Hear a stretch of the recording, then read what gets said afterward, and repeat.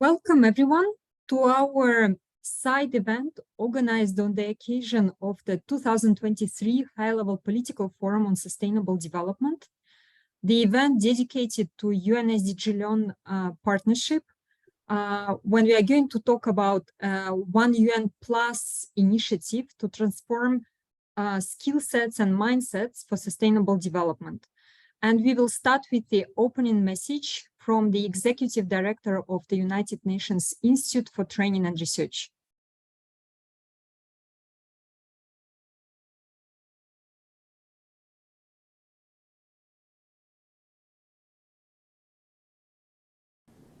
Dear participants, education is a powerful driver of change. Our goal is to empower people with knowledge and skills, making them aware of global and local challenges and how their actions impact others and the environment. By improving access to quality learning opportunities worldwide, we aim to transform not only individuals' lives but also the institutions and societies they are part of, promoting sustainable and inclusive development. 4 years ago, during the HLPF in 2019 in New York, we established the UN SDG Learn partnership in collaboration with UN SSC and several other organizations. We believe that together, UN agencies, academia, the private sector, and civil society can achieve more. Our partnership consists of 66 organizations that offer excellent learning services in their respective fields. The UN SDG Learn Gateway serves as a platform to leverage this wealth of knowledge and increase awareness amongst new audiences. Currently, the gateway has nearly 400,000 users. In a recent survey, 93% of respondents found the platform comprehensive, and 74% reported developing or implementing inclusive process and practices. Beyond its usefulness, as a learning platform, UN SDG Learn fosters collaboration among partners, promoting synergies, minimizing redundancies, and facilitating knowledge sharing within the learning industry. Today, the International Trade Center, the ITC, will delve into this aspect in much more detail. UN SDG Learn has also developed new learning products aimed at the general public with limited time for dedicated learning activities. We have launched a series of podcasts which will be presented by your colleagues from UN SSC who lead this initiative. These efforts are crucial in ensuring broad outreach and improved access to learning opportunities. In addition to our outreach activities, the partnership addresses fundamental challenges related to transformative education. Our UNESCO colleagues will discuss core sustainability competencies, also known as cross-cutting SDG competencies. These competencies are relevant for every individual regardless of their professional background and should be integrated into all forms of learning. In collaboration with our partners, we have developed an SDG fitness test that allows global learners to assess their knowledge, socio-emotional skills, and behavioral competencies against this sustainability framework. The UN SDG Learn family has expanded to include professional communities and their dedicated sites. The statistics community, led by the Global Network of Institutions for Statistical Training, was the first example. In 2022, the Interagency Expert Group on SDG Indicators also chose it as the primary gateway for all training and learning on SDG indicators. Building on this success, the UN Evaluation Group has established an evaluation community page.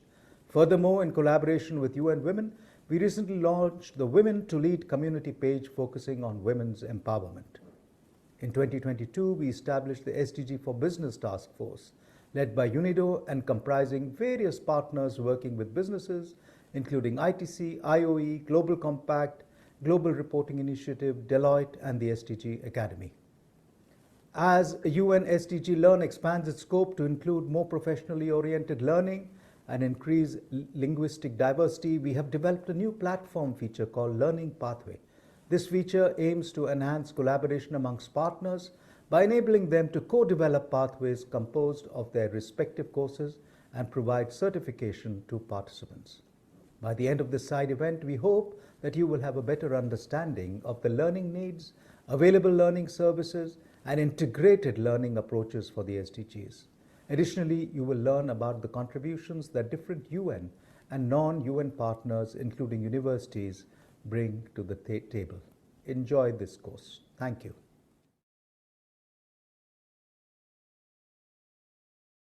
So we will now proceed with the presentation that we planned for this event. And I'm going to quickly, as the main moderator for this session, to quickly explain the flow. So we will start with, firstly, we will start with the first part that will be dedicated to what we call the 3 Ps. UN SDG platform, UN SDG partnership, and UN SDG program. We will have 3 presenters there. My colleague from United Nations Institute for Training and Research, Madina Imaralieva, will talk about the platform and its services. Then we will have 2 speakers who are active members of UN SDG from International Trade Center and WIPO Academy, who will talk about the partnership. And finally, we will close this first part with a presentation by our colleague from UN System Staff College.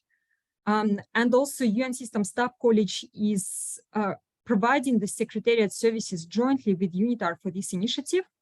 And our colleague will provide a demonstration of what we call the program of UN SDG.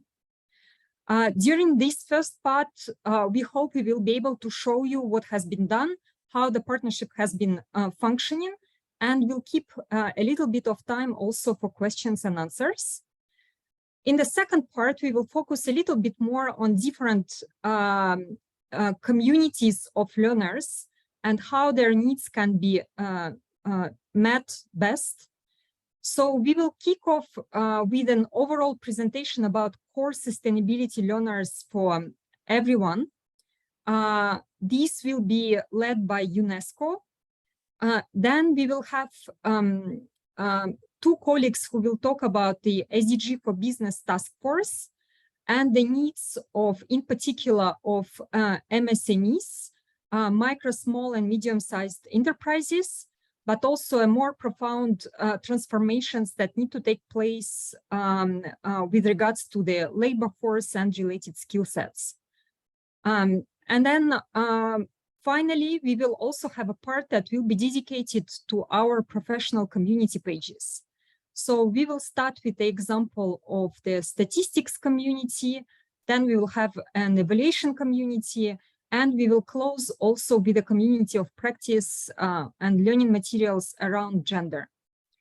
And to make this session a bit more entertaining, we would like to propose to start with a small icebreaker. We will have a short quiz for you, and we will see how attentively you've been looking to the opening message from our executive director.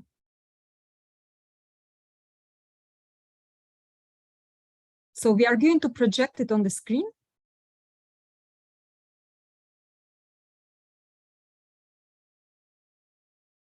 In a second, you will be able to see the questions.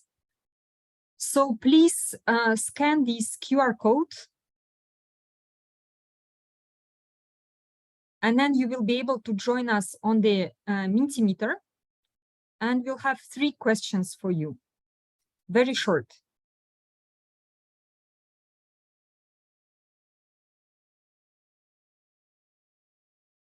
So we can see people joining.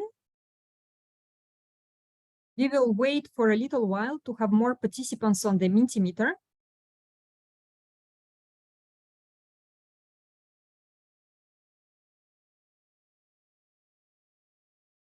Yeah, we have already 30 persons, so I hope we'll have a bit more, and then we can proceed with the questions.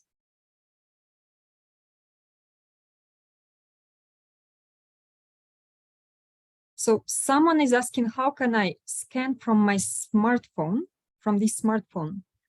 I guess it's just by opening the camera. Please try to open your camera and just try to focus it on the QR code.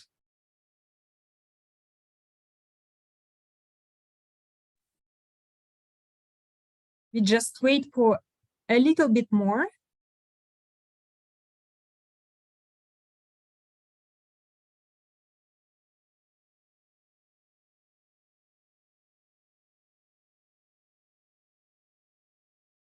Yes, you can also go to the website menti.com and enter the code in case the QR code is not functioning.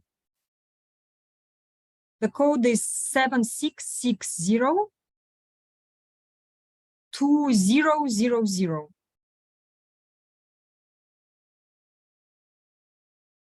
I think we've stabilized now at around 48 persons, so perhaps we could proceed with the questions. So the first question for you, when was UN SDG Learn partnership created?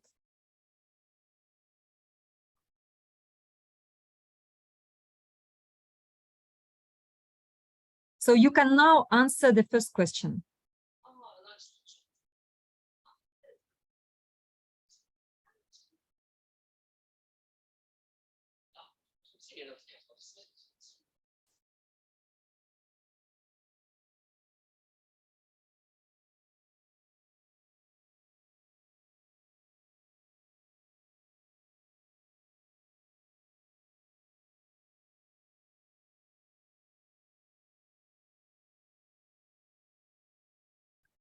I think we have 40 persons who voted.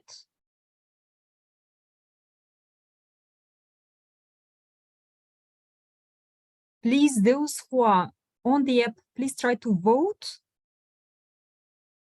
so that we could proceed with the next question. I think most of you managed to catch it. Indeed, it was in 2019. So it's been 4 years now that this partnership was created during the 2019 high-level political forum, when we had an in-person meeting in New York. So I think we can proceed with the next question. How many partners does UN SDG Learn currently have?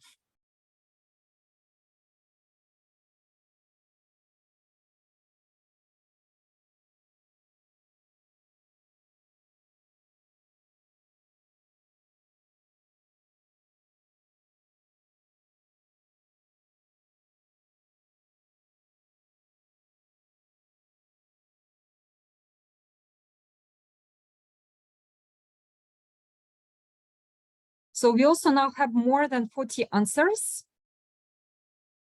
And I can give you the right answer. We have 66 partners at the moment.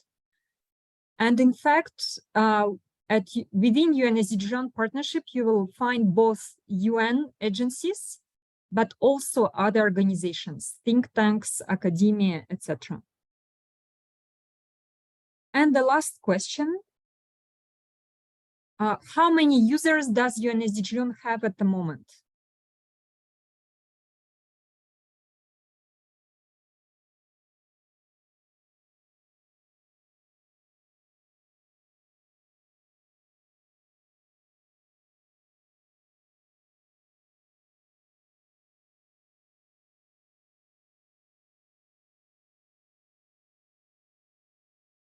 So we also now have more than 44 persons who voted. Someone is giving higher numbers, not within the options on the screen. Indeed, we have around 400,000 users, but we hope to get to the million. I think someone mentioned that. I think we've been discussing, we will talk about that, about a new partnership strategy.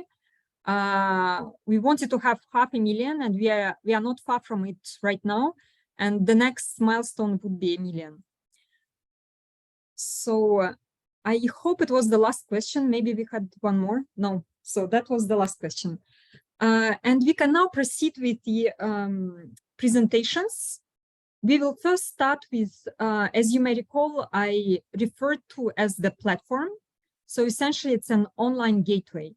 And my colleague, Madina Imaralieva, Associate Program Officer working for the 2030 Agenda Strategic Implementation Unit at UNITAR, will make a demo of the key services.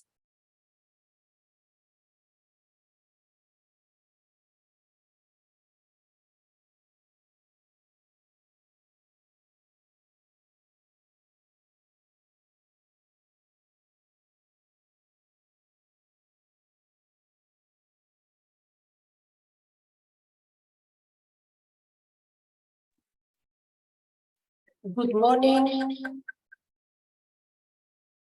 Good afternoon, dear participants. Thank you very much for joining this event. It's a pleasure having you here.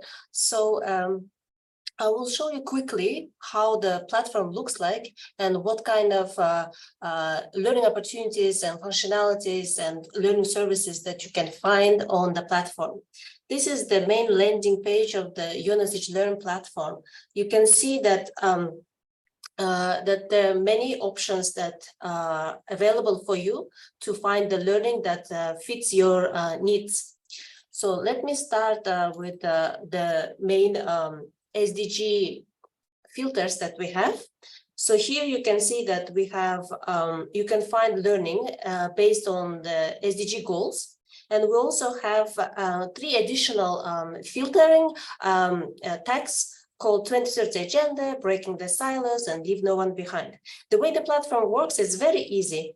Either you search by keyword here, you can find, I've already started looking, I use some of the keywords, and then you will be redirected directly to the result page, where you can see what are the available learning resources for this specific keyword, or you can go ahead and directly click on the SDG tag. Let's say as you're interested in SDG 2, and the platform will filter out for you all the learning that are tagged and are relevant for SDG 2. Here you can see that there are courses and different kinds of documents. Further, to be able to find a specific type of learning, you can use this filter. Here you can search by courses, different kinds of courses, blended learning, face-to-face, self-paced learning, master programs, etc., by events, micro-learning, and resources. Let's now click on the self-paced learning. So the platform will immediately offer you only the self-paced learning that is relevant for SDG 2. If you go, for example, to resources, for example, you can find other types of resources that are maybe more interested for you, in case you would like to consult some of the maybe documents or maybe questionnaires or training materials instead of taking a course. So it's all available, and it really depends on your needs and what you're looking for. In addition to this, you can also filter and find courses that are in other languages. We're trying to provide learning in as many languages as possible. So in addition to 6 UN official languages, we have other languages as well. So here you can also sort by the region. In addition to this, the platform offers specific landing pages for just regions. For example, if you click on this, you will be able to find, for example, the learning that are offered by the UN Economic and Social Commission for Asia and Pacific, ESCAP, and it will be listed here, everything that is relevant and what the Commission is offering in regards to SDG learning. So this is overall for everyone who is lending and consulting this platform. In addition to the learning, we also, together with the UN SDG Learning partners, we develop our own organic series, blog series and also podcast series. Here you can see we had already two series related to policy coherence and SMEs and SDGs. So, but my colleagues will talk about in more details. So let me just quickly mention this for the demonstration purposes. And in terms of podcast series, we have also quite a number of different topics that have been covered in this podcast series that are offered on UN SDG Learn. We also have communities on the platform that was mentioned by our executive director, that will be also further explained later by my colleagues from different organizations. So I will just quickly show you at the moment statistics, community page and women to lead. With the learning platform and community sites, you can easily switch between the global platform and go to the specific community sites just from one click, and you will be able to see specific learning that are relevant for the community. So that was for overall learners who are just using the platform. We also offer without registration. We also offer opportunity to register and get more customized learning. So here, for example, let me switch now to just a second. Let me switch to another page.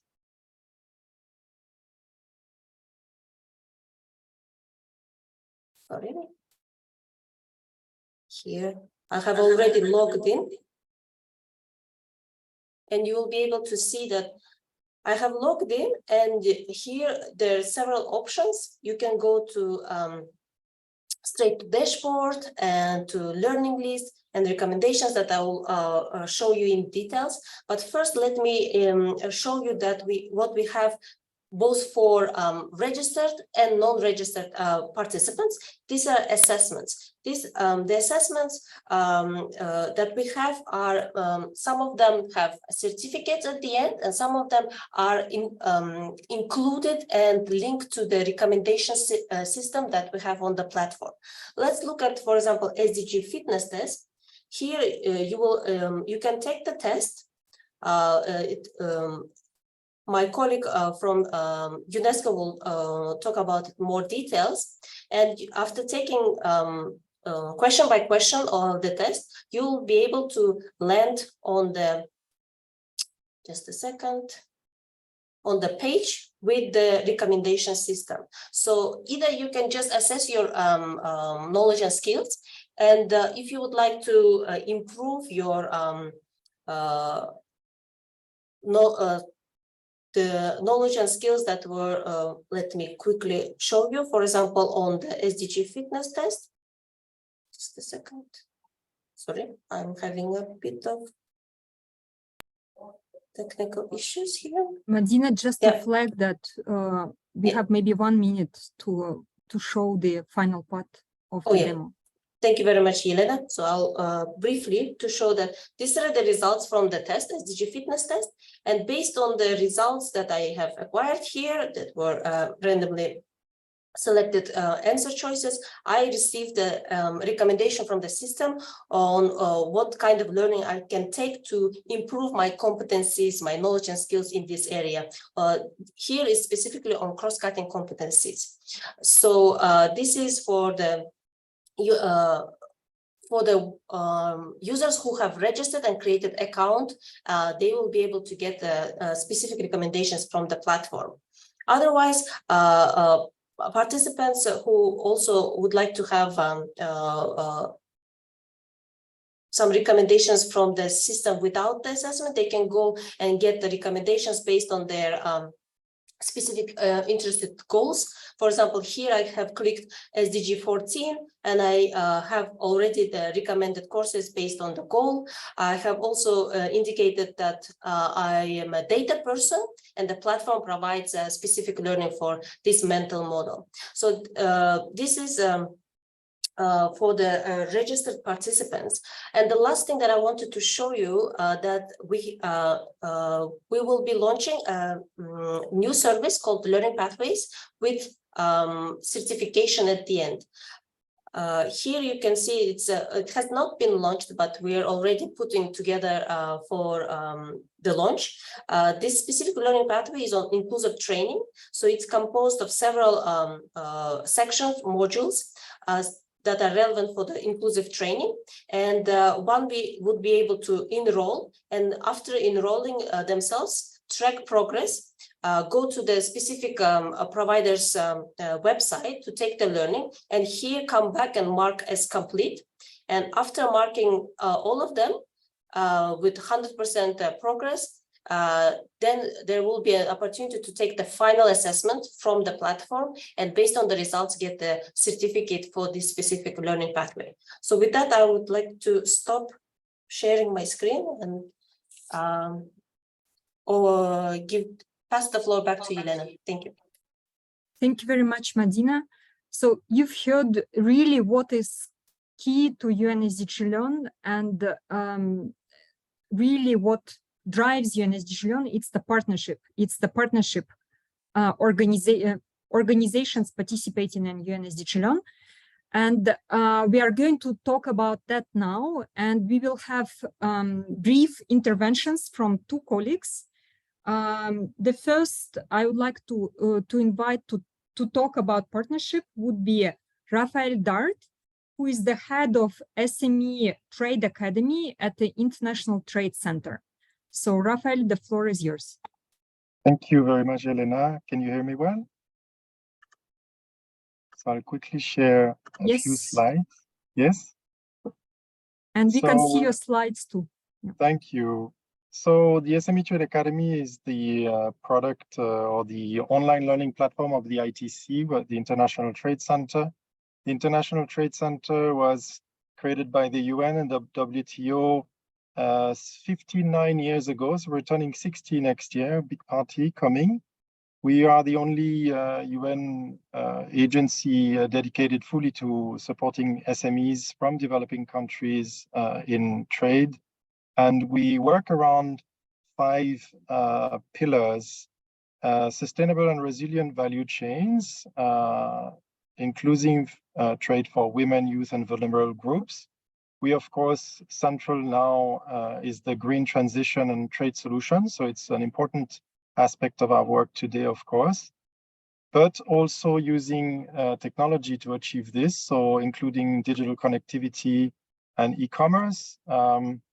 And last but not least, a regional integration to spur trade in developing countries. We have our key partners are trade support institutions in developing economies. And we have about 150 projects running currently. So 10 years ago, we started the SME Trade Academy, and slowly we developed our capacities with a range of solutions. And some of them are, of course, selected related to SDGs, appear on the UN SDG Learn platform Madina just showed you. And we have, so the participants are taken directly to our platform once they have identified the courses. We run our courses 4 times a year. They open typically 2 weeks, and they take about 4 hours of learning time. On the left, you can see a little diagram that shows that we offer services in person, all the way to online, with all the nuances in between. It can be just digitally supported training. We have now about 200 courses, and we are reaching, as we speak, 500,000 enrollments since the beginning. So we develop also online platforms for training partners. I'll move right away to the next slide. We developed this expertise in developing e-learning courses, and quickly we were requested to develop curricula that required their own platforms. So we work for a flagship project for women empowerment, which is called She Trades, but also we have platforms for sectors like textile. We even have one which is Accelerate 2030, which was developed by partners from Impact Hub Network and UNDP.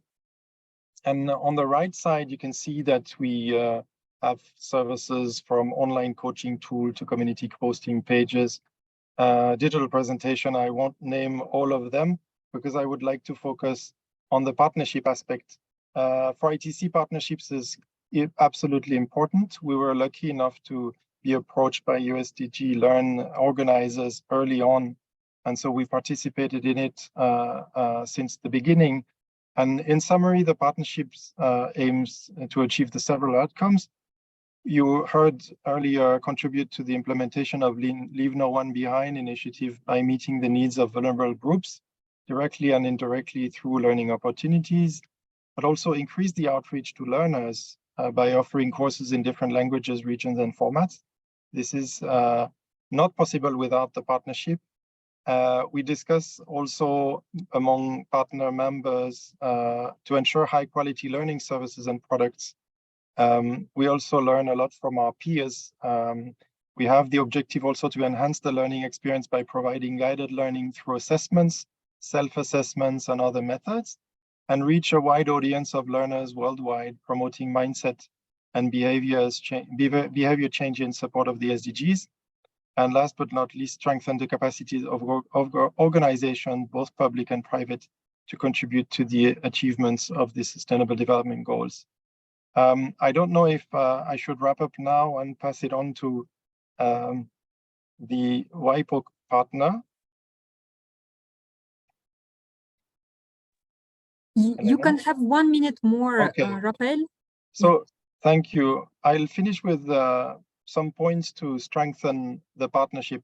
I realized when starting to get involved in this project that we didn't have a really good understanding of what it would look like, and only a few years after we realized that it was absolutely worth the investment. So that's an important point to share with the participants to this side event.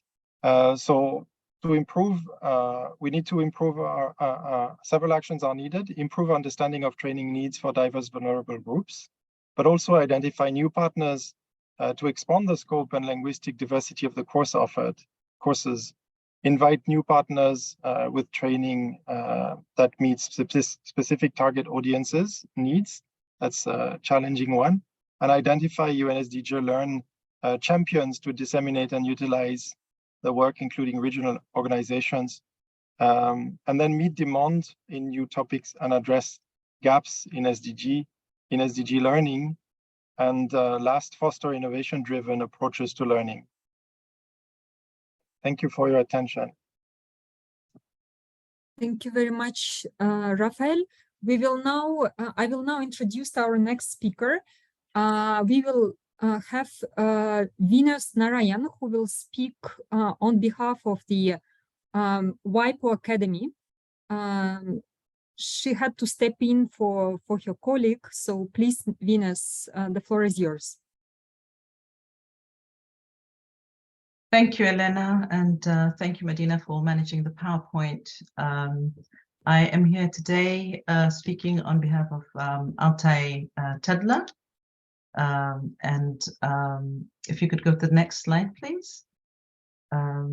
Yeah, so WIPO is the UN specialized agency with a mandate dedicated to enable innovation and creativity through an ecosystem that carries the ingredients that are required for sound intellectual property policy, practice, and law.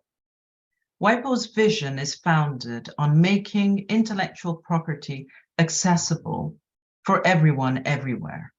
And it's supported by a mission that builds IP capacity where needed, most amongst its 196 member states.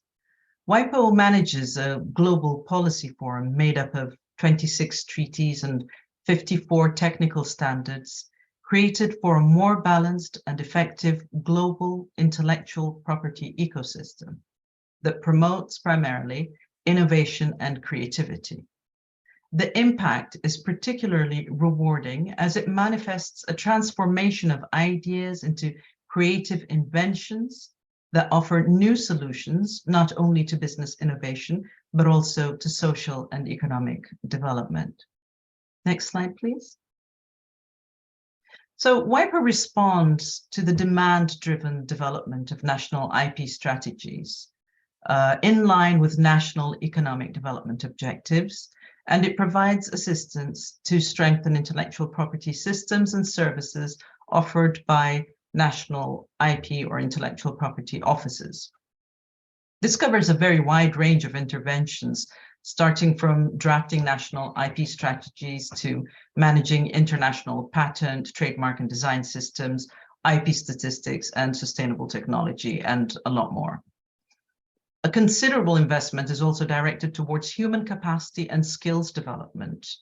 And this means using ample knowledge and information resources from all of WIPO's activities for the development of high quality training. Next slide, please. So the training arm of WIPO is WIPO Academy, and it offers general and specialized courses on intellectual property through 4 major programs, implementing activities in close collaboration with various types of partners and experts.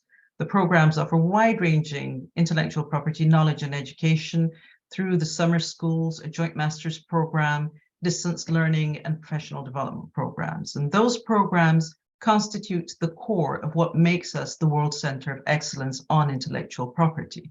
All of WIPO Academy's programs depend on pools of knowledge resources that are both academic and evidence-based. And this combination gives us the advantage of aligning our public advocacy and communication strategies with the UN Development Agenda that defines the Sustainable Development Goals.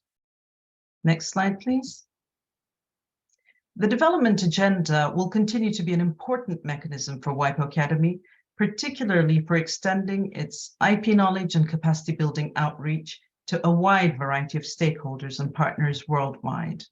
We recognize that more effective use of intellectual property can be made in line with Development Agenda recommendations, particularly those that support capacity building and promote technical assistance.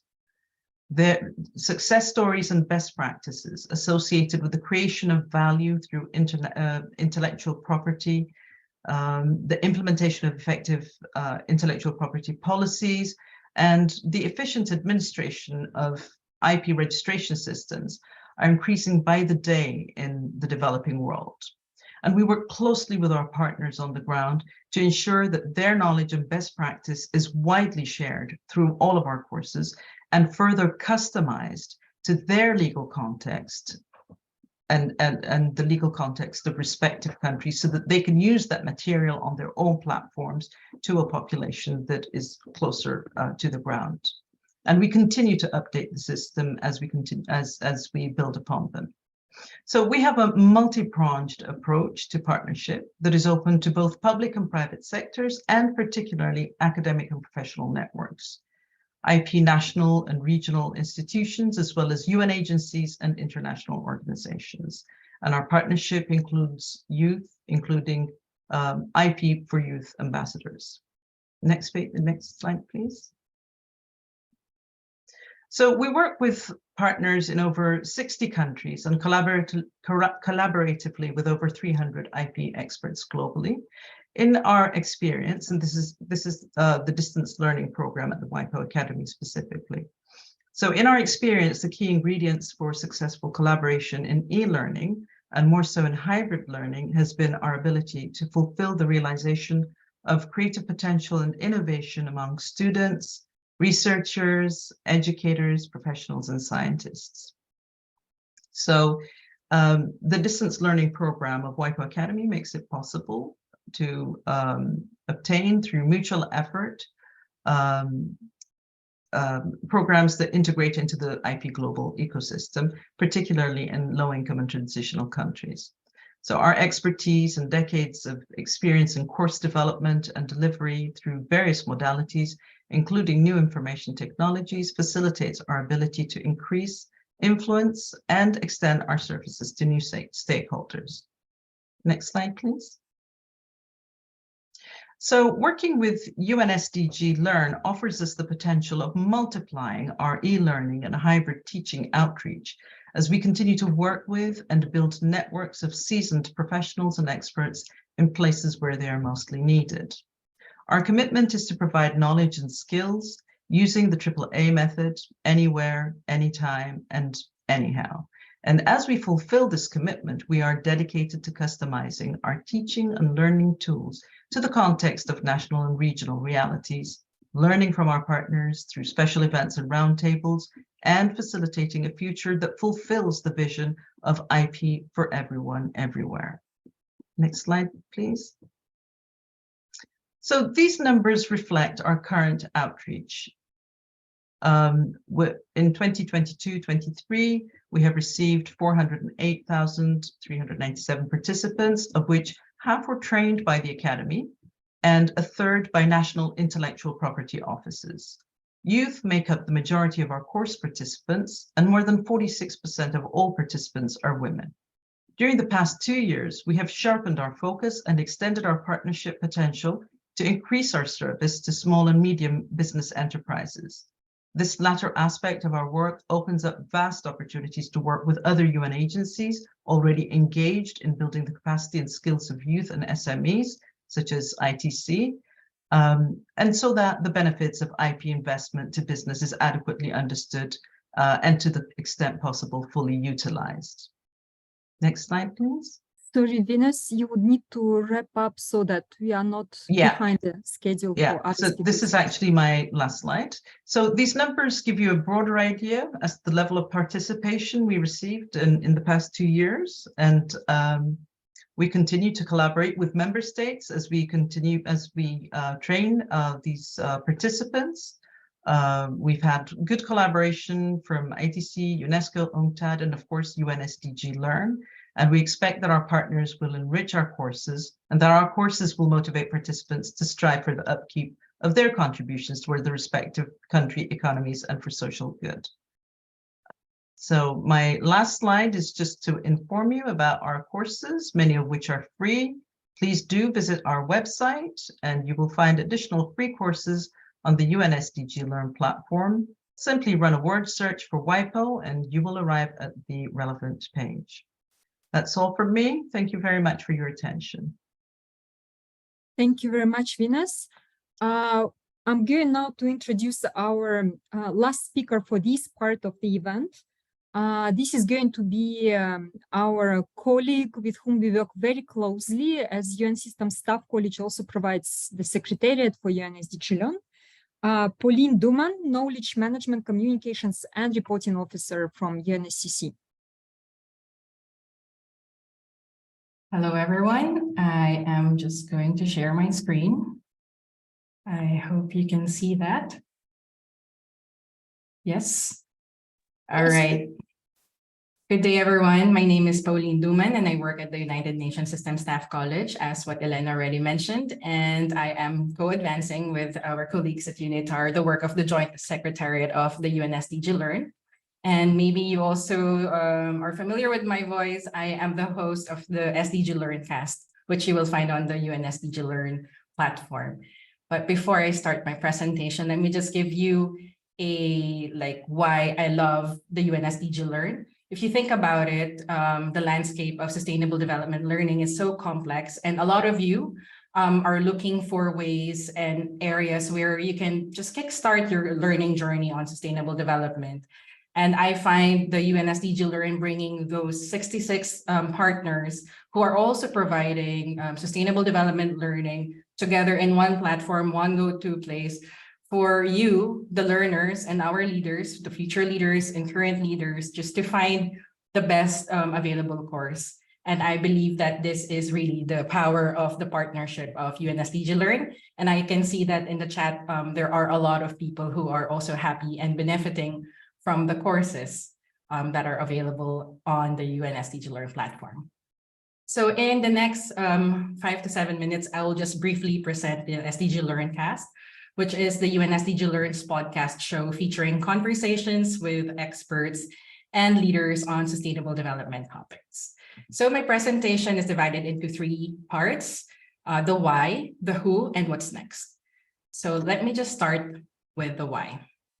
So the SDG LearnCast podcast was launched in 2021. Our primary motivation was to enrich our website with unique, engaging, organic content that keeps you, our visitors and learners, invested in the platform, while simultaneously driving traffic to our partners' content and websites as well. So SDG Learn is, in essence, really powered by the 66 UN SDG Learn partners. So what we do is we tap into their pool of experts, giving them a platform to share their knowledge, experiences, and insights, which in turn enhances our content. We view the SDG LearnCast as a tool for bridging knowledge gaps within the platform. So for example, if we find topics that are not yet comprehensively covered in the existing courses or microlearning, for example, education in crisis zones, or balancing biodiversity with food security, or knowledge brokering, among other topics, then what we do is we aim to spotlight these topics through the podcast. This approach ensures that our platform offers comprehensive and well-rounded learning opportunities. The UN SDG Learn also aims to promote the UN SDG Learn platform through popular podcast apps, which I'm sure you're also using, such as Spotify, Google Podcast, Apple Podcast. But of course, if you're not into, you don't have these apps, you can also go to the website and you can listen to the audio on the website. And we are committed to offering these digestible bite-sized learning content in under 20 minutes. So hopefully when you're on the go, in your commute, or you're having a break, we hope that you are engaged by these episodes. And we hope that our audiences are intrigued to explore the over 500 courses, microlearning, blogs, podcasts, and other materials that are available on the platform. So this part, the second part, is about the who. And I will just briefly go through the topics and the people who we have already featured on the SDG LearnCast podcast. So here we have thematic areas where we featured leaders of learning, business for the SDGs, focusing on SMEs.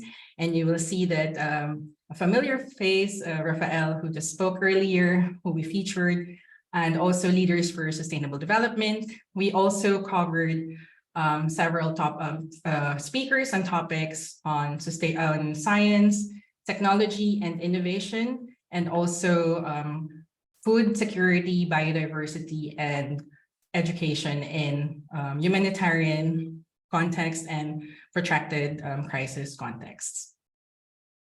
So just a quick overview. We have 21,500 plays of our 17 episodes featuring 21 speakers, and our episodes have been listened to in 175 countries and 1,324 cities.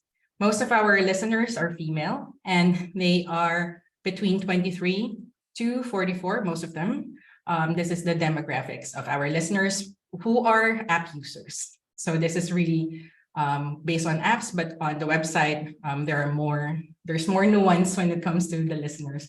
And maybe in another time, I can show you more about these analytics.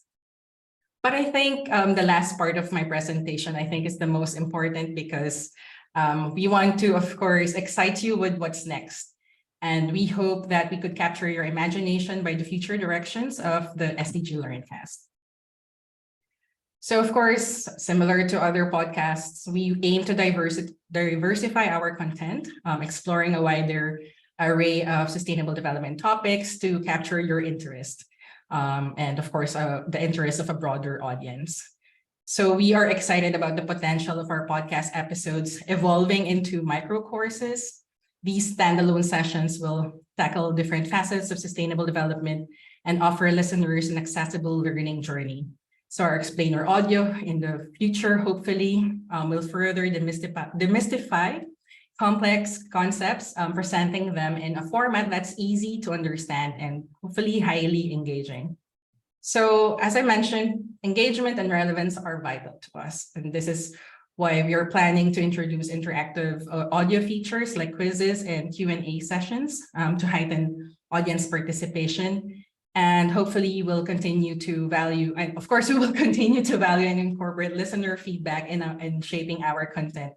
If you are using the Spotify podcast, you are familiar with the new features that they have where you can actually engage with audience, and we're excited about this. And that's also the platform that we are using for our podcast. But I think this last slide is where I have an ask and a call to action for you, our participants in this side event. We are, of course, a collaboration and partnership. Time and time again, we have been saying about this, and this is really forming a cornerstone of our strategic direction. Partnership is really important for us, and we are actively reaching out to organizations, academic institutions, and thought leaders whose missions align with ours. And we feature them on our SDG LearnCast. And also, if there are partners, we also feature their courses and microlearning. So our partners can contribute in myriad of ways, from guest appearances and content creation to sharing resources, all contributing to diversifying our content and extending our reach. We are committed to improving the quality and reach of the SDG LearnCast, and we are open and would welcome financial support or in-kind contribution, such as funding and resources that can help us improve our recording or editing. And if you are also doing this, any tips from you that could also help us edit and make our products more powerful and engaging and boost our communication efforts, we would gladly welcome those so that we can also benefit our partners who are really powering the platform that offers all the free online courses and microlearning that also allows you to get the certificates after you have finished those courses and microlearning. Well, not all of microlearning, but most of the courses. I think most of our partners are providing also certificates. So of course, all of these in turn contributes directly to the global advancement of sustainable development learning, which is what the UN SDG Learn is all about.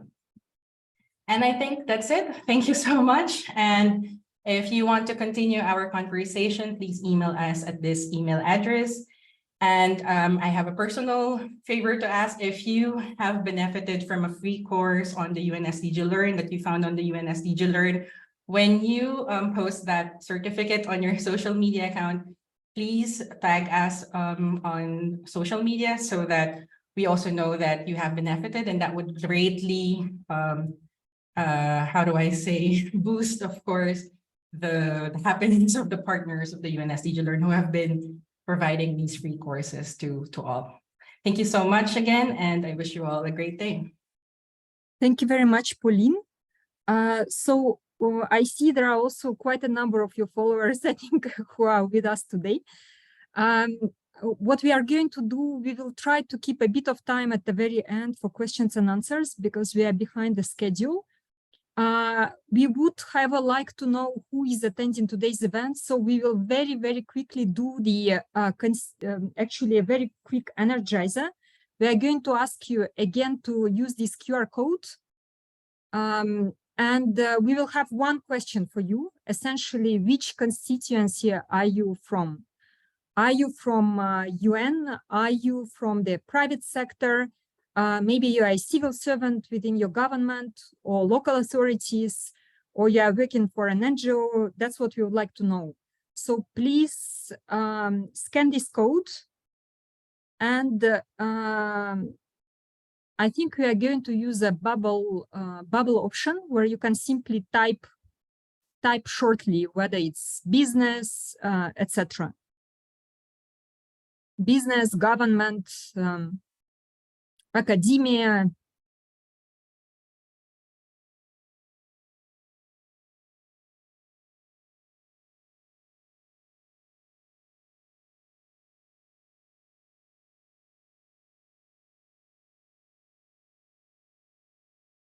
So I'm not sure how many persons have joined, because I see that there are hands going, but it's still 6. So I don't know whether we just have very few persons who joined.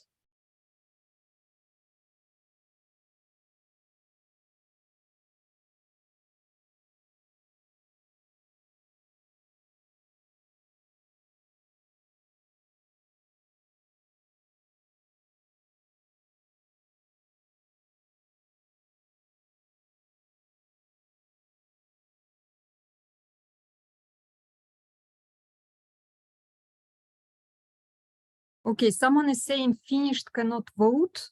Maybe what we can do, we can keep it for the end. We will just proceed now with the next presentation. We are going to have now, we are moving into the second part, where we are going to talk initially about cross-cutting competencies relevant for all learners. And then we will focus a bit more on different communities of learning. And it's my pleasure to introduce now our colleague, Julia Heiss, who is a team leader for Education for Sustainable Development for 2030 at UNESCO. Julia, the floor is yours. Hello, everybody. Good afternoon, good morning, everybody. Hello, Elena. Please, can you tell me whether you share my screen, whether you see my screen and whether you can hear me? Yes, we can see your screen in presentation mode, I think. Okay, let me see.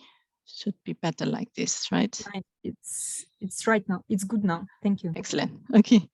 So I'm working for UNESCO, the United Nations Education, Science and Cultural Organization based in Paris.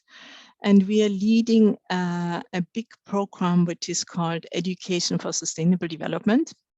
UNESCO is leading the program since 2015 under, at that time, a decade for education for sustainable development, that then developed into a global program, which was called the Global Action Program. And now we are operating within a framework, which is called ESD for 2030, Education for Sustainable Development for 2030, a program that is really aligned with the SDGs and the Agenda 2030.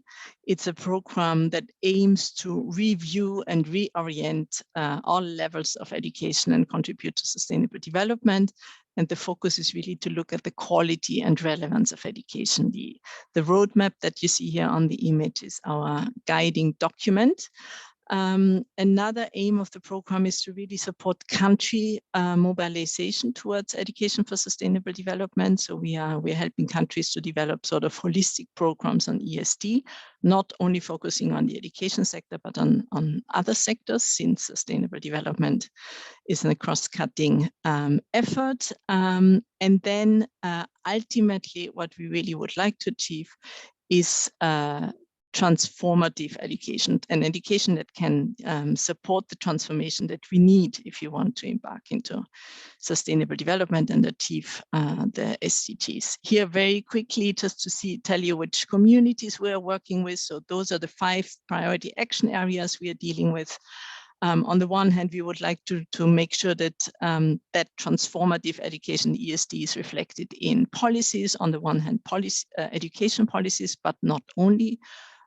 Also in other environmental, climate change policies, we would like to have that reflected. The second area is about transforming learning environments. We are talking about learning institutions from schools to universities, teacher colleges, where we would hope that the institutions are practicing what they are preaching. So they should practice sustainable development while including it in their program. The third area is everything to do with educators. Of course, UNESCO has a very direct influence on the formal education system and teachers, but we are also dealing with non-formal educators and equipping them with the capacity to do education for sustainable development. Fourth area is youth, empowering and mobilizing youth. And then the third area is at local level, working with community level actions. Now, transformative education, I said, is really the ultimate goal of the education we are looking at. And it's not only education for sustainable development, which talks about transformative education, but it really became sort of a paradigm in the global education agendas, which UNESCO very much is shaping as well. What do we mean with transformative education? We mean it's an education that brings about profound and positive changes in individual and societies for fostering critical thinking, empowering learners, and promoting active engagement in addressing social, economic, and environmental challenges. So it's an education that goes beyond our traditional perception of education in terms of acquisition, knowledge, and skills. It really should equip learners with the skills and the competencies and the social emotional learning that helps them to become active change agents. So in this, you have a couple of documents, a big movement that we call Reimagining Our Futures Together, a new social contract for education, a document that highlights very much the need for transformative education, and is at the same time mobilizing a whole community to look at the many very rich ways of being and knowing and collectively developing intelligence. So a very sort of modern approach to what education could and should do. Rethinking Education is another sort of normative document for us, which looks at the increased complexity and interconnectedness of global challenges and thinks on how education can respond to those. A similar document in the area of higher education, and of course our two main reference documents for education for sustainable development, the roadmap I just mentioned before, and then also a document which I'm talking about just now. It's called Education for Sustainable Development Goals, and it spells out learning objectives per goal, each of the 17 goals. And also provides examples of learning topics under, let's say, goal 13 on climate change, which topics you can teach in which context and for which age levels, what kind of learning activities you can use to teach it, what kind of pedagogies you can teach. And the target group is very much the formal education group, because they are the ones that are designing curricula and lesson plans and strategies, but definitely also valuable in the more non-formal education sphere. Now I'm finally coming to the key competencies that Elena mentioned already. So this is an area where we are also working together with a couple of the UN SDG learning, members of the UN SDG learning community. So those are competencies that we consider as cross-cutting, not sector specific, but cross-cutting. Here you have them listed. System thinking, for example, the ability to recognize and understand relationships and in order to analyze complex systems. Another such of a key competency would be the anticipatory competency, the ability to understand and evaluate multiple futures, what is possible, what is probable, what is desirable, and what contribution can I do. Normative competencies, understanding and reflecting on the norms and values that underline our actions. The strategic competencies to collectively develop, implement innovative actions. Collaborative competency, very important to see, how can I collaborate with others, but also respect and understand the perspective and the needs of other people. Something that competitive education systems, for example, do not achieve. So collaboration, very, very important, a competence that is so important in order to achieve sustainable development as we think. Critical thinking, to understand this complexity of what we often call wicked problems that are not being solved quickly and that have a long running time. So sustainable development challenges fall under such problems. Self-awareness competencies reflecting one's own role and local and also its own community, what can I contribute, and then problem solving to actually go into action. And in order to achieve these competencies, we can not only rote learn, so not only learn acquire specific knowledge, but we have to take into account 3 learning areas, or 3 learning dimensions, we call them. On the one hand, the cognitive, but then also the social, emotional, and the behavioral learning competence. And that requires quite a lot from educators. So capacity building of educators and teachers on those such competencies, and integrating the 3 learning dimensions actually needs a high level of pedagogical competencies of teachers. And that's part of our work. Sorry, Julia, yeah. just to mention that I think we should wrap it up. Wrap it up, sorry. Okay, I'm immediately jumping to a common product, which very nicely takes into account these competencies, which is the SDG fitness test, already mentioned by Madina before, developed by a couple of UN SDG learners, which looks at these 8 competencies, also at the knowledge, emotions, and action area, dimension of learning, and works with scenarios. So it proposes scenarios and then asks whoever is taking the test to find answers to the different scenarios. So a test that is targeted to people like us who are working in the sustainable development area, and very much recommendable. So you're most invited to enroll into the test and test your own sustainable development competencies. I'm stopping here. Thank you very much, Elena, for the opportunity. Thank you very much, Julia. So I think we sort of set the background, the framework for the rest of the discussion. We will now move into a short discussion around the needs of the business sector, with a special focus also on SMEs, in fact, small, medium-sized enterprises, but also micro businesses. And I will hand over to our colleague Tsunping Chung, who is a senior external affairs officer at UNIDO, but she's also the chair of the task force SDG for Business of UN SDG Learn. Tsunping, the floor is yours. Thank you so much, Elena, and thank you, Madina, for sharing the slides. Participants, as you would have seen and you have heard from the beginning of this session, where the executive director of UNITA had presented that the UN SDG Learn platform was launched in 2019. And what had happened after looking at the 3 Ps of the UN SDG Learn platform, several questions were asked within the community of the UN SDG Learn platform. And some of this you can see on the slide. And as Elena said, it focuses on SMEs and MSMEs. So some of the questions were, why are the SDGs important for SMEs or MSMEs? And can SMMEs and MSMEs tap into the opportunities that the SDGs offer? Now, when we looked into these questions, we then realized that there was a need for us to look into the needs of the business community. And as a result of that, we now actually have a task force that is trying to look to set up what we call the SDG for Business community page. We really want to tap into the diverse platform that the UN SDG Learn platform provides. And Madina, next slide. Thank you so much. And as you can see in this next slide, I've tried to put out to all of you, what is the SDG for Business community page?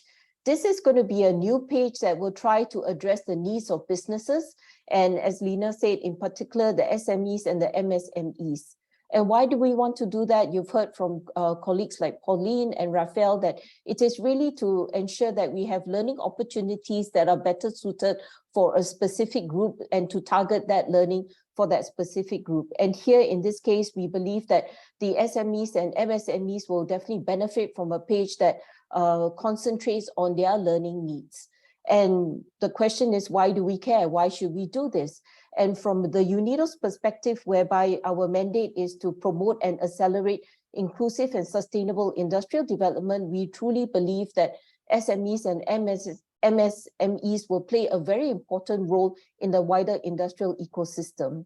We've seen studies such as the one provided by Deloitte in 2021 that looked into the global human capital trends. And in a survey where they called the readiness gap, it says 74% of organizations say that reskilling the workforce is important or very important for their success. But only 10% say that they're ready to address this trend. And in a way, it shows us that there is a gap in the learning opportunities for the business sector, and in particular, the SMEs and the MSMEs. And we know that they play an important role because 2/3 of employment comes from SMEs and MSMEs, and they're also a primary source of jobs for startups and young firms. And we also know that they have the ability to drive innovation and sustainability. And with the time that we have, we must come together to achieve the goals of the 2030 Agenda for Sustainable Development. And as a result of that, forming this task force, it has been an honor for UNIDO to be able to chair this task force to help us develop this new community page. Next slide. And what do we want to do with this community page? Or rather, we want to have a page that will really put out the learning pathway to offer individuals and enterprises the opportunity for skills development. And here what we will do is we will first and foremost map the existing courses. And as mentioned, we want to tap into the more than 65 organizations that are partners of the UN SDG Learn platform. We want to explore what have we already got there, what courses can be offered to individuals and enterprises to chart this learning pathway. And from there, identify the gaps, and from there, try to fill in the gaps using the expertise of the more than 65 organizations that we have on the UN SDG Learn platform. And through this, what we have tried to establish through the task force is we're looking to look for pilots or use pilots to help us identify the effective approach to implement the aims of the SDG for Business community page. And we've started to look into the textile industry. We want to understand the learning pathway for the textile industry, particularly around resource efficiency, around the circular economy. Can we put out courses out there to chart a pathway for this industry? And we also want to look into, for example, green financing as a pilot to help us understand what are the needs of green financing within the industry sector.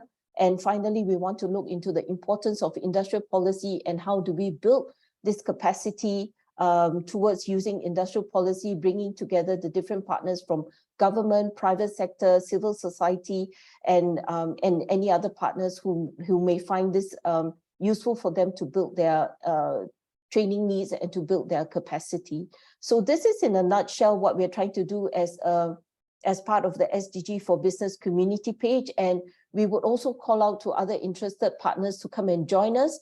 And following Pauline's call, we are also looking for financial opportunities to help us build this community page. And with that, I end my presentation back to Elena, and also for my colleague, Patrick Paul Walsh, to talk more about the training opportunities available. Thanks very much. Yes, sorry, just perhaps a quick question. Patrick, do you think you will be able to make it in 6 minutes, the intervention, 6-7 minutes maximum? I'll go for it. Yeah, okay, thank you very much. And I will send you a warning. Yeah. Thank you. So thank you. So I'm a member of this SDG for Business Task Force, and I'm very happy to be on it and under the leadership of Sue Ping from UNIDO, doing a wonderful job. And the Academy, obviously, hopefully you know what the SDG Academy is, but we are a partner with SDG Learn. I think we have our Creative Commons 46 courses up on SDG Learn that you can get. They're MOOCs brought into our edX platform. And today I just want to talk about, how we're thinking about getting that content into professional training, particularly targeted towards industry and particularly targeted towards SMEs. Now, let's see, will it move down for me? You'll notice that the UN Global Sustainable Development Report 2023 is one of the documents that's underwriting the HLPF at the moment and the SDG Summit and the political declaration. So this is the key science policy interface document. And the one change they've made compared to the 2019 document is that they have the 6 transformations, which I haven't got time to go into, and they had 4 levers, but they've added a different, another lever, because they want to bring these transformations down to the local, down into the least developed countries. And there's a big focus on capacity. And one of those capacities is learning and professional training and upskilling and reskilling. That's just to note that. Second thing, they have this thing called political pathways, I call it, where they're saying if governments and partnerships really engage in this transformation process that's highlighted, there are going to be what they call S-curve transformations. And this is one of the graphs they have about what's really going to happen in employment and in industrial sectors, is that you will have, hopefully, a decline of all these unsustainable systems like fossil fuel industries, et cetera, and they said it's not easy to unhinge them. They've got a lot of political power. It takes time to phase them out. But on the other side, when you want the rise of the sustainable sectors and industries, that as well needs a lot of investment, and particularly in the human capital of people and infrastructures and policies, et cetera. But just to show you that, just to give you an example of what this might look like. In the past, we've all gone through rounds of what we call trade liberalisation. So Ireland, as a small open economy, had only 10% of its manufactured output exported. And then by the end of our transitional process, we had up to 90% of all goods and services exported. But the reality is that if you look what happened to employment, that there was an awful lot of phasing in of new companies, new firms, new tech, new products, new ways of doing things, and also the decline of the traditional sectors, right? But one of the things you've got to understand, though, in the rising sectors is that they are built on, let's say, big companies like multinationals and big exporting companies, but they all have a network of small, medium-sized businesses. And in fact, they do explain 66% of employment. They turn over very fast. They're very innovative. They curate, gender empowerment and so on, right? So when you see this type of structural change happening, this is export oriented and away from import competing sectors towards we're going to call sustainable sectors versus the phasing out of unsustainable sectors, you will get a huge restructuring of the small and medium size and micro business that support these structures, right? And not only do you see this in a kind of a rich country, OECD country, you'll see it in the supply chain, and it's going to have a massive impact in developing countries as well.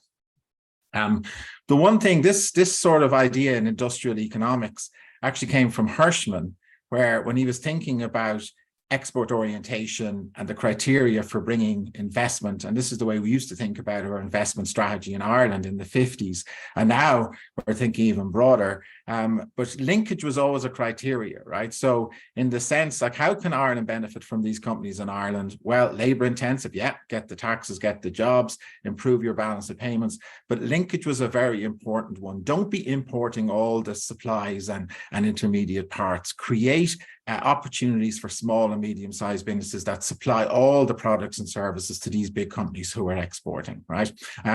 So linkage, this is the key aspect.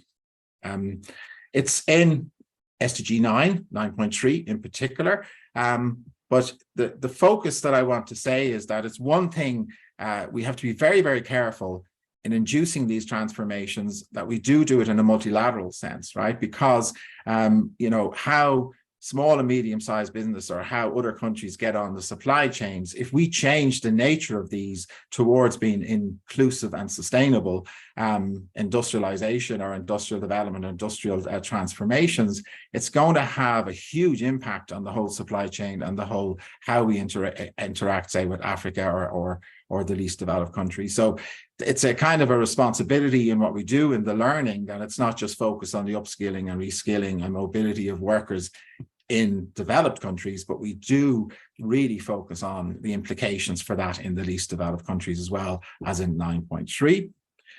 Just to wrap up, just to tell you how serious this has been taken, this whole idea of reskilling and upskilling for sustainable development. So this is a big European project that the Academy is called Build Skills. So this is the idea that the construction sector is probably one of the most important sectors in industry, but also it's a very difficult one to bring to net zero or to transform. But the way it's been done is actually, and it might surprise you, is the focus is on the workers and the reskilling of the workers through certification and through the vocational sector and vocational education, right? So the idea is we have the European policy, that's for sure. And then we also have we basically focus on the workers, not necessarily the businesses, because it's all about the mobility of workers and upskilling and reskilling of workers as entrepreneurs and those who can set up their own companies, etc.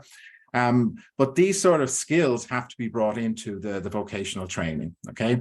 So one thing I forgot to say on the other slides is that when this structural change was happening in employment, and we had lots of unemployment and lots of structural unemployment, the state actually jumped in to do a lot of the reskilling and training. And this is going to be also this hopefully transformation to suppose sustainability, in the sense that you can't leave the corporates do this on their own. The infrastructures and the reskilling and the upskilling has to be in partnership with the industrial policy structure and other policies, and with the kind of universities and the vocational training, and it all has to be funded potentially from the state or the public sector, etc. Right? So there's going to be a lot of these what's called S-curve transformations. There's going to be a need to step in and to actually help and facilitate as smooth as possible transition to these 6 transformations that are made in the Sustainable Development Report. Sorry, Paul, I would need to ask you to I'm going to stop now. The other sort of thing is the Academy is also getting into pathways, and to make sure we jump our content into certs that move into diplomas, that move into master's programs, and this can be done at all levels of education. So this is, I think, is going to happen where SDG Learn is going to happen everywhere. And then finally, the SDG Academy is in an important joint committee with UNESCO under what's called the OER recommendation. This is all governments of the world have signed up in 2019 to provide free education resources online at all levels of learning, and this has to happen. And we think we've a way to do that through repositories and libraries and through certain mechanisms. And it was something we'll be coming back to SDG Learn with as well, in terms of further professional development of those who are in the labour force, which is 3.48 million workers, and 2/3 of them are in small, medium enterprises. So this is the big job we have to do. Thank you so much for bringing up the open educational resources as well. And I think that's what we are also trying to do together within UN SDG Learn. We are now going to move from the business community to the statistics community, and I will give the floor to Vibeke Nielsen, who is the Interregional Capacity Building Advisor at UN Statistics Division. Vibeke, the floor is yours. Thank you very much, Elena, and it's exciting to be part of this this group of presenters that present different elements of the UN SDG Learn work. Can you all see my my screen as full screen? Yes. Okay. Yes. Great. So I represent the Global Network of Institutions for Statistical Training, which is a network that was established by the statistics community in back in 2017. It has as a goal to build sustainable statistical capacities through efficient, effective, and harmonized delivery of statistical training. I'm in the statistics division, taking the secretariat role, and at the moment, you, Elena, are the chair of this GIST group. But we've been working together for quite some time. And something I want to highlight is that we, when establishing different task teams under GIST, established a task team back in 2019 that was called Online Gateway and E-Learning Community of Practice. And we were looking for a platform where we really could bring together different courses, different materials, and so on. And I think this happened almost in parallel to the discussions around UN SDG Learn overall. So you at UNITAR offered that the UN SDG Learn could be used, and that we could have specific statistics pages. So we've been working on this since 2019. We had a launch in 2020 around the UN Statistical Commission that is in March every year. and have since been adding courses and materials. And I think the community also has contributed quite substantially to the development of UN SDG Learn overall through the learning and experiences that we've gained. And currently, I think we have around 170 different resources available from GIST members, but also from other members in the statistics community. If you're interested to learn more about GIST, there's a webpage. Happy to discuss that in another context. I took a screenshot of the UN SDG Learn statistics pages, which also highlights that while it was initiated by GIST, it's also now through a collaboration with the interagency and expert group on SDG indicators that are jointly with us maintaining the page and also ensuring that we add relevant materials to the pages. The statistics pages follow to a large extent the same structure and approach like UN SDG Learn overall, but we do have a few specific features. And one is that we have added to the SDG selection, we've also added selection by statistical categories, as you can see here. For instance, if you're interested in demographic and social statistics, or if you're interested in strategic and managerial issues, you can find and select courses based on that. I mentioned that we have been collaborating with the interagency and expert group on SDG indicators. That started last year, and they have ensured that we have more courses added to the statistics pages of UN SDG Learn. But it's still work in progress, so we expect more materials coming in from different custodian agencies. I'll very briefly also just share a few examples of courses that we have on the statistics pages. We have the variety of microlearning materials, of courses and resources. For instance, also as part of GIST, we developed a few microlearning materials, such as a data visualization contest video.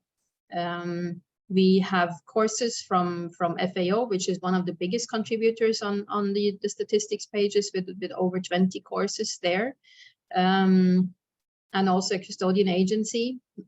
We also have other contributors that are not necessarily members of GIST or IAG, such as the Demography and Health Survey Program. They have added a lot of courses. And we also have courses that have been developed by national statistical offices, such as Statistics Norway on questionnaire design and development. And then among resources, there's tools, such as, for instance, an SDG monitoring tool and guidance that is maybe particularly relevant now to the HLPF and the work on the SDGs, the VNR reports, and so on. And that's all I had, really. I really appreciate, again, the collaboration that we're having under UN SDG Learn, the contributions that have been made, and the great work that is being done with UN SDG Learn overall. So thank you. Thank you very much, Vibeke.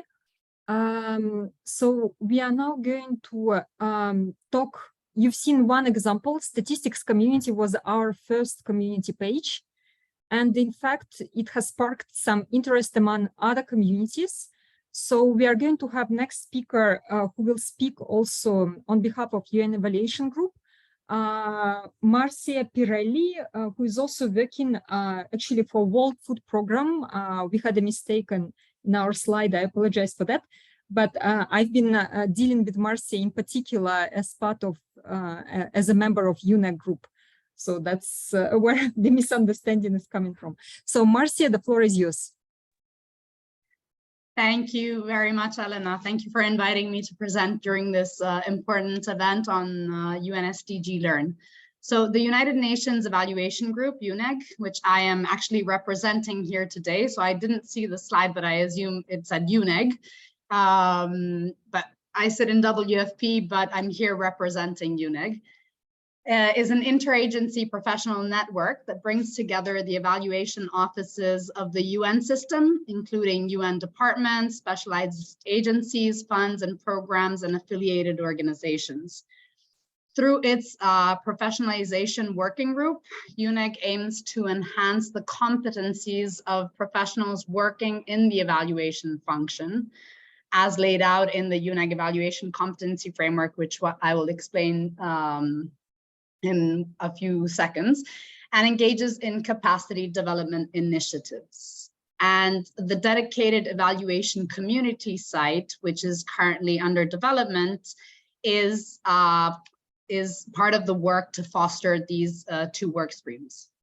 The community site, which will soon be launched, we hope definitely by the end of the year, will provide an overview of evaluation learning content, both courses and other micro learnings and resources made available by the global evaluation community. So not only UNEG members, but also other partner organizations, and will be accessible to all individuals. Well, in general, it's public, so to anyone, but specifically targeted to individuals interested in developing or strengthening their knowledge and skills around evaluation. The site will use UNEG's evaluation competency framework, which I just mentioned, as the taxonomy to cluster and organize the learning content, as well as, of course, the SDGs as per standard UN SDG Learn sites. This competency framework identifies the core competencies that professionals working in the evaluation sphere should possess. And these are, for example, professional foundations, technical evaluation skills, management and interpersonal skills, and skills related to promoting a culture of learning for evaluation. This is work in progress. We are at the moment gathering resources from UNEG members and from partner organizations. So I don't have much more to say as the page has not yet been launched, but we look forward to strengthening our partnership with UN SDG Learn, and also we look forward to the great innovations that are underway that Medina presented in the beginning.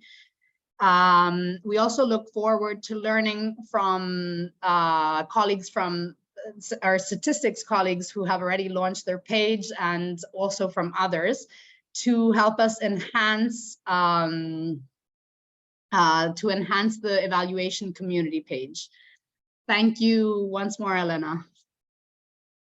Thank you very much, Marcia. And we are now officially behind the schedule, but perhaps for those who still stay for 5 minutes more, what we would like to do, we would like to show also the new gender page.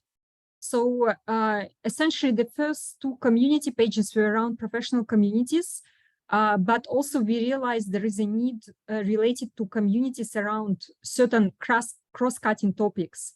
And so the new page is around gender. We will briefly show it to you. And I will invite my colleague Medina, who will do that before we wrap up and close the event.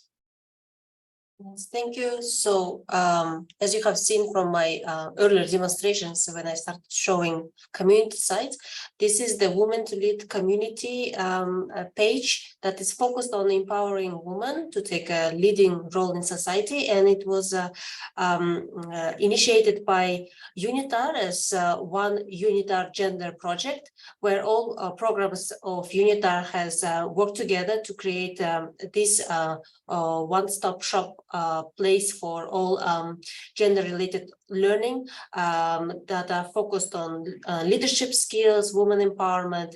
Here you can see that we have also similar to other community pages, specific taxonomies that are relevant for this community.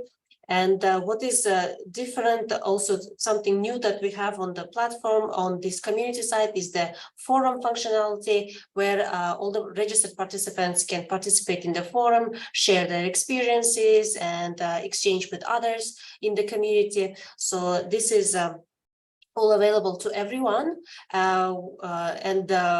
Soon we will be also launching learning pathways specifically for this community.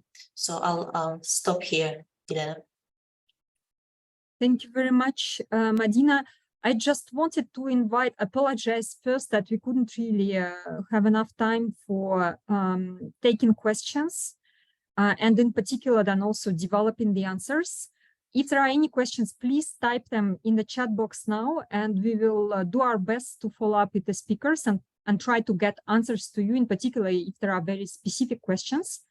But we've been following more or less the exchanges, and it looks like the webinar was useful. So we would like to invite you to go to unsdglearn.org page and then explore all the resources. And hopefully you've also discovered some other services and heard what our partners are doing or what's in the pipeline. Maybe there are certain things in particular for the private sector that will come soon. And finally, we would just like to say that we are also looking for partners, as was mentioned by several colleagues, Pauline and Sun-Ping, for partners who are interested in working on specific topics. Some of our key objectives within the partnership strategy is to diversify languages so that there are more offerings in other languages, not only English. That's one thing. And if there are possible partnerships in those areas in different regions, we would be happy to collaborate.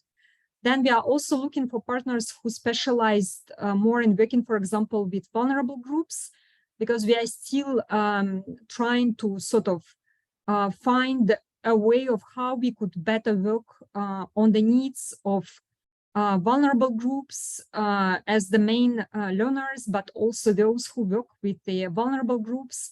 And also, how should we maybe mainstream across other learning for private sector and others to better understand their impacts on vulnerable groups and how can they improve their strategies, policies, and actions.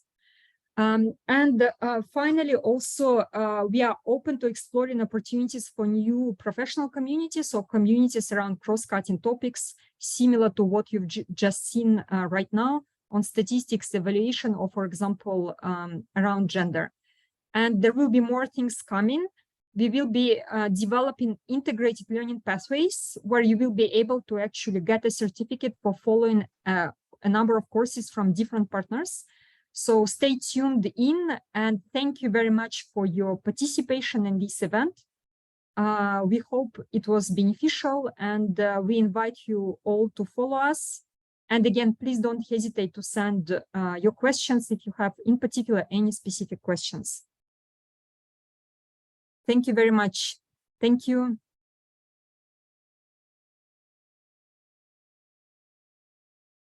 Thank you very much, everyone.